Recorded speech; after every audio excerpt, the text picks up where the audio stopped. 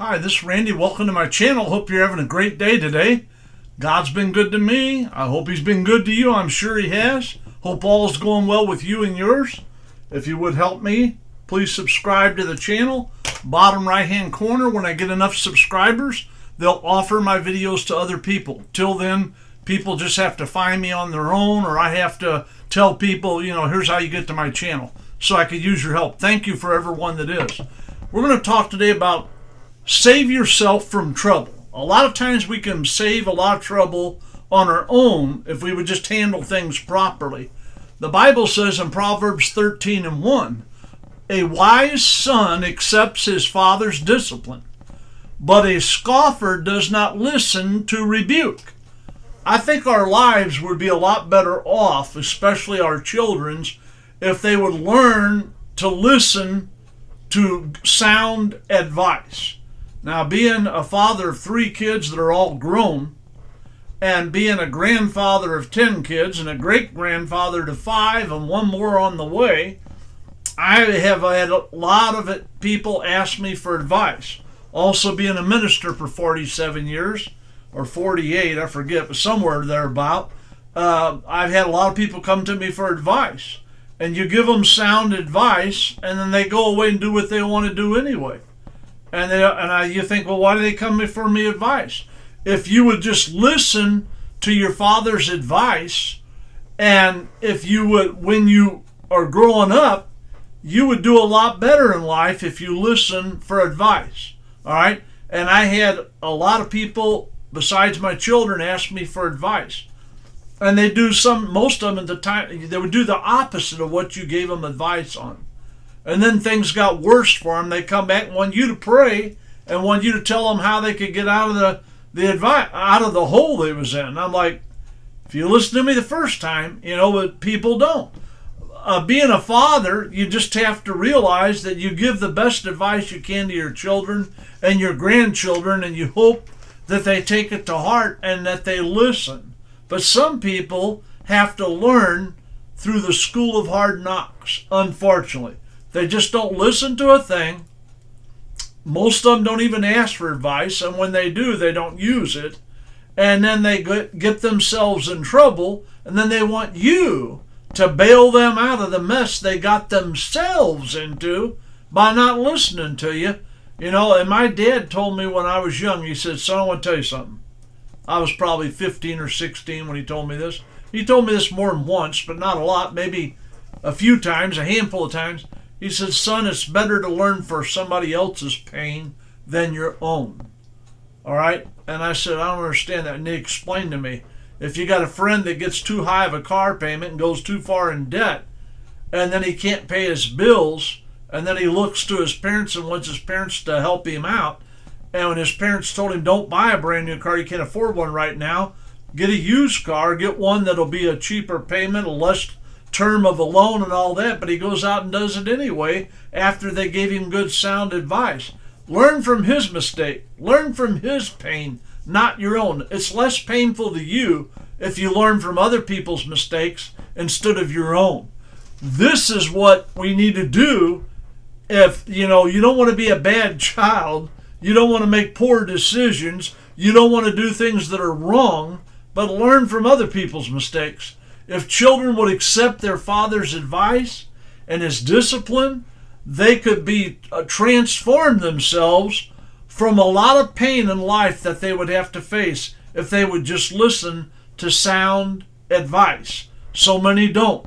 And so if you want to have less trouble in life, you have to do a better job of how you're painting your life and what you're doing, all right? God puts fathers here for a reason. But some children, when they become 16 to 20 years old, they're an expert on everything. They know everything. You can't even tell them anything. Some kids, you start to tell them something, and they say, I know. I haven't even said nothing yet. I just said, let me tell you something. I need to give you a little advice. I know. What do you know? It's unbelievable what some people do. They think that when they become 16, 17, 18, they know everything. They don't know nothing. And, you have to realize that these young people have not had a long-term job. They haven't owned a home. They haven't bought a brand new car. They haven't had any children yet. They haven't paid taxes to Uncle Sam. If they did, not much. They're working part-time on a minimum wage job, but they're the expert of everything. They know everything, and that you don't know anything, and that you can't give them any advice. This is not a good way to live your life. If you want to live your life for the Lord, if you want to live your life without a lot of trouble in your life and things going wrong in your life, you have to learn to take advice. You have to learn to sit down and listen to people that are knowledgeable and have lived longer than you. They can give you advice on how to do things. I thank God for elders and for people that have given me advice over the years. My dad died 5 days before I turned 18. And he was buried on Saturday, that's when we had his funeral, the 20th of November. And Monday, the 22nd, I turned 18, 2 days after my dad's funeral. I was lost. I was lost without my father. And when I was working a job, I'd bought 2 or 3 used cars, I think 3, from the time my father passed away until I got to where I found a brand new car I wanted. But I didn't know how about going about buying a brand new car. So a guy at work that I went to church with, who was my assistant foreman, and he was probably 25 years older than me, 28, somewhere in that range here. I went to him and said, Tom, I want to buy a new car, but I'm afraid to go. He goes, well, would you like me to go with you? I said, well, would you? He said, sure. He goes, I'll help you. I can show you the ropes and everything. And he gave me some advice on lunch hour. Then after work, he went over there with me, and we went in there and negotiated. And I could have never got it done without him. And he said, we're $500 apart, and they just don't want to move, so we're going to leave. We'll just get up and leave.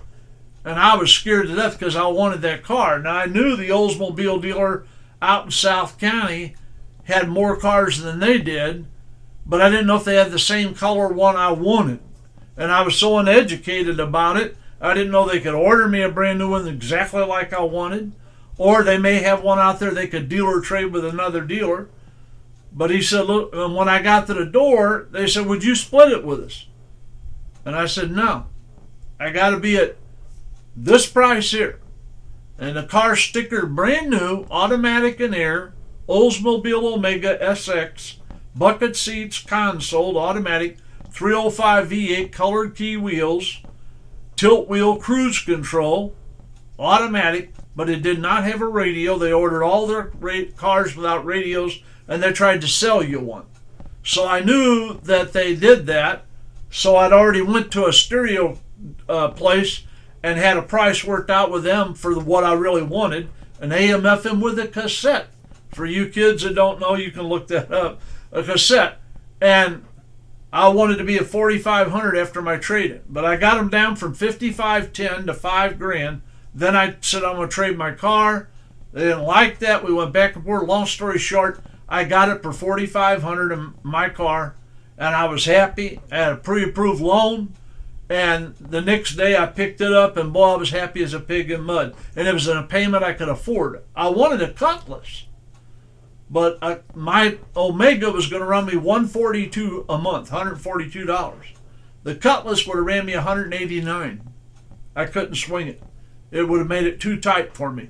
Plus, the Cutlass was $28 more a month on insurance. So when you factor that in, I got the Oldsmobile SX, which is, the Omega was the same as a Nova. Same body style, just the Oldsmobile version.